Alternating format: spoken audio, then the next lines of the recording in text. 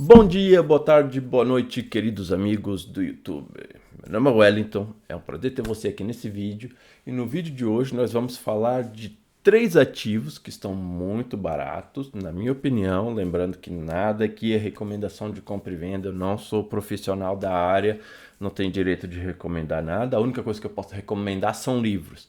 Então, aqui na descrição do vídeo tem uma lista de livros que eu já li e que eu recomendo. Então, se você quiser ler, quiser ver aí a lista, a única coisa que eu posso recomendar são livros. Ativos financeiros eu não posso recomendar.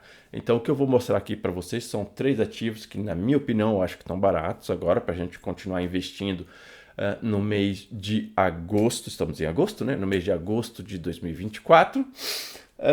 Para quem acompanha aqui o canal nesse início do mês, vou mostrar aqui para vocês coisas que eu já comprei agora no início do mês, porque eu achei que está muito barato. Acho que está muito barato, mas esses são ativos que eu tenho na carteira. Depois dos que eu vou mostrar para você, dos três, dois eu não tenho na carteira. Então, para não ficar só falando de ativos que eu tenho na carteira. Mas para quem acompanha aqui a carteira, olha só, dia 2/8 eu comprei 20 cotinhas de XPSF a 7,45. Dia 2/8, de novo, comprei mais 20 a 7,41, porque caiu ainda mais. E acho que caiu mais já, deixa eu ver, 7,44 não, tá mais ou menos o mesmo preço. Dia 5/8, eu comprei 10 cotinhas de VGHF, tá? Achei que tava muito barato, a 8,70 e já caiu mais. Não, continua o mesmo preço, 8,70. E no dia 6/8, comprei 9 cotinhas de GGRC a 10,85, que já caiu. Não, tá mesmo preço. Então tá tudo mais ou menos o mesmo preço. Mas comprei 9 porque eu tinha ali uma a mais, né? Então para arredondar, comprei só 9 e assim fiquei com o número redondo. Acho que eu tenho 170 ou 180 cotas de GGRC. Que daí no meio do mês ou até o final do mês, se continuar caindo, eu devo comprar mais um pouquinho, mas esse mês o aporte vai ser mais fraco por isso do que o mês passado. Por isso não devo comprar muito mais, tá? Não, para quem acompanha a carteira, até o final do mês eu devo comprar mais qualquer coisa, mas não vai ser muito. Então vamos para os ativos que estão baratos. Portanto, dos três, esse eu tenho na carteira, acho que está barato. VGHF, eu iniciei uma posição mês passado e acho que continua barato. Para quem não conhece, o VGHF ele é um hedge fund ou um fundo multi-estratégia em português. Significa que ele é basicamente um fundo de papel, mas ele pode investir em mais ativos do que apenas CRIs, né? Como por exemplo o MXRF, que é quase 100%. No MXRF acho que é um pouco tijolo. Deixa eu ver um que é 100% CRI. O BTCI, se eu não me engano, é 100% CRI.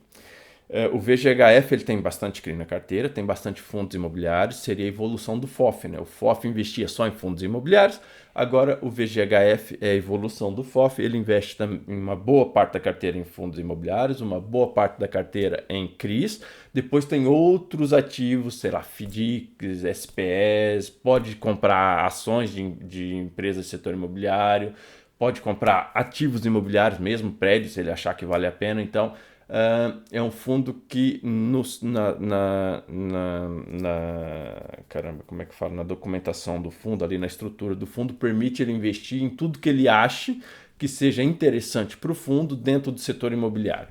O yield 13,45, portanto está pagando neste momento, tá? De acordo com o último dividendo, está pagando 1,01 ao mês, então está pagando mais de 1% ao mês. Não quer dizer que esse dividendo não vai diminuir, há expectativas que diminua, mas mesmo que ele diminua, vai estar ali acima de 0,9. Portanto, ao invés de pagar 9 centavos, se ele pagar 8, vai estar acima de 0,9 ao mês. Então, muito próximo daquele 1% ao mês, se você estiver comprando aqui a 8,70, que é o preço que está hoje, ok? Liquidez muito grande, tá? Quase 4 milhões por dia. É um fundo de 1,5 bilhão de patrimônio, tá um pouquinho abaixo do VP, o que num fundo de papel é muito bom, é muito interessante comprar um fundo abaixo do VP, fundo de papel, e já tem mais de 400 mil cotistas e faz parte do IFIX. Portanto, é um bom filtro saber que o fundo faz parte do IFIX, significa que costuma ter boa liquidez. Portanto, e a cota é baratinha, né? Fundo de troco, 8,70 cada cota. Portanto, O facto de ser 8,70 em relação ao fundo de 100 não muda muita coisa para quem investe com bastante dinheiro. Mas para quem investe com pouco dinheiro, o facto dele custar 8,70 significa que com aproximadamente R$ 1.000 você já consegue iniciar aquele efeito bola de neve, que é receber dividendos suficiente para já comprar mais uma cota. Portanto, permite você reinvestir os dividendos mais rápido do que um fundo de 100, base 100. O fundo de base 100 você tem que receber R$ 100 de dividendo. O fundo de base 10 você tem que, aqui nesse caso, receber R$ 8,70 de dividendos para já poder comprar mais uma cota e iniciar aquele efeito bola de neve de reinvestir os dividendos. Portanto, os fundos de troco base 10 hoje em dia, a gente chama fundos de troco porque a cota custa próxima de R$ 10, permitem reinvestir os dividendos mais cedo e você ver esse efeito bola de neve mais rápido. Ali com 10, 20, R$ 30 você já pode comprar novas cotas, o que na altura dos fundos base 100 não acontecia porque havia o que? Havia o MXRF, foi o do primeiro a virar base 10, se eu não me engano. O resto era tudo na volta dos R$ 100, portanto era difícil de reinvestir os dividendos para quem investia com pouco dinheiro. Para quem investe, né, com pouco dinheiro, que é a maior parte do mercado, na verdade. É o mercado hoje em dia, né, de fundos imobiliários. Portanto, primeiro ativo, tenho na carteira, estou iniciando posição, tenho para ir 30 cotas, se eu não me engano, e acho que está muito barato, fundo diversificado, boa liquidez, vale a pena, para quem procura um fundo desse setor. Segundo fundo, e esse eu não tenho na carteira, está barato neste momento em relação à cotação histórica dele. Deixa eu ver aqui, há um ano atrás estava R$ 85, olha, pouco menos de um ano atrás, R$ 85, e hoje está custando R$ 78,43. Fundo de tijolo, yield de 9,56, é o XP Industrial, XPIN, né? Não falei o nome, XPIN11. XPIN, ele é um fundo que tem, se eu não me engano, 6 imóveis do setor logística industrial, portanto.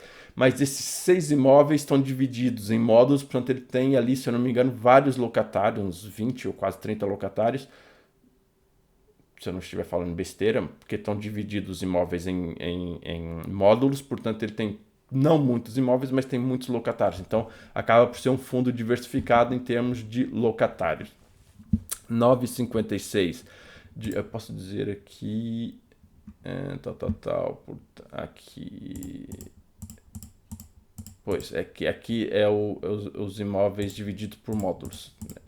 Por isso é que aparece tantos imóveis, mas ele não tem tantos imóveis, ele tem, se eu não me engano, ele tem 6 imóveis só, mas daí como está dividido em módulos, ele tem vários locatários. Portanto, como eu estava falando, 9,56 de yield para um fundo de tijolo com bastante locatários, o que faz com que seja menos arriscado, é bom, ok? Lembrando que é livre de imposto, mais de 700 mil por dia de liquidez e 0,76. Portanto, ele está com praticamente um quarto do valor, do valor patrimonial de desconto. Ele está com 24%, né? 24% de desconto de PVP. Portanto, paga 0,62 nos últimos meses, tem pago 0,62 de provento, o que dá ali quase 0,80 ao mês livre de imposto. Portanto, XPIN, fundo industrial, basicamente, logística industrial, 9,5 de yield nos últimos 12 meses, boa liquidez, fundo de tijolo. Aí, se faz sentido para você ou não, vale a pena baixar o relatório, estudar e iniciar uma posição, porque historicamente falando, ele está barato neste momento. E o último ativo, indicadores, não é um fundo imobiliário, é um FIAGRO, é um fundo de dívida, né? Basicamente os FIAGROs hoje em dia são quase todos de dívida, do fundo do setor do agronegócio. Está pagando, é um fundo barato, 9,69, fundo de papel do agronegócio, está pagando 13,48 de yield nos últimos 12 meses, está um pouquinho abaixo do VP. Se nós olharmos aqui historicamente falando, ele estava mais caro, olha, 10,63, aí baixou praticamente R$1, né, em relação ao pico de há uns meses do início do ano. Basicamente R$1 no fundo de base 10 é mais de 10% de desconto em relação ao que ele estava cotado. Mas em relação ao VP, ele está com 3% de desconto, portanto ele está abaixo do VP. Para um fundo de papel é bom. Liquidez mais de 2,5 milhões por dia e tem pago aí muito dividendo, apesar de não ser sempre o mesmo todos os meses, mas ele tem pago muito dividendo. Aí o último dividendo, qual foi o yield? 1,07 de yield na cotação de 9,80. Portanto, agora está um pouquinho mais barato, vai dar aí um pouquinho, 1,08 talvez de yield se ele continuar pagando esses 11 centavos ao mês. E o que eu queria mostrar sobre esse fundo? Ele é do Itaú, se eu não me engano, exatamente do Itaú. E por que esse Fiagro? Esse Fiagro, cadê comunicado? O relatório gerencial. Não vou ler o relatório todo, vou só mostrar aqui uma coisa interessante. Esse Fiagro, ele é bem diversificado. Eu falei o tamanho do patrimônio, é 1,5 bilhão, eu acho. 1 bilhão e 600 milhões, portanto, é um fundo bem grande. Exposição sectorial, tal. 59 devedores, 21% do PL nos top 5 devedores. Portanto, num fundo muito grande do agronegócio, isso não acontece, por exemplo, no VGIA e no RZAG, que são fundos que pagam um pouco mais, mas são mais arriscados. Ou seja, os maiores devedores têm uma parte muito grande do patrimônio líquido. No caso desse aqui, onde é que está? Aqui, o maior devedor só tem 6% do patrimônio líquido, o resto é de 3,8 para baixo. Então ele é bem diversificado, chega a ser mesmo pulverizado, né? Que é mais do que diversificado, ele é pulverizado. Então ele tem muitos ativos na carteira. Significa que se um ou dois devedores tiver problema, quase que não vai afetar o dividendo, porque é uma parte muito pequena da carteira. O que num Fiagro, porque há vários Fiagros no mercado em que os maiores devedores são 30%, 40% da carteira. Nesse caso, o maior devedor é só 6% e daí para baixo. Portanto, se o maior devedor da carteira, o maior CRA da carteira tiver problema, é só 6% da renda que vai afetar, no máximo, né?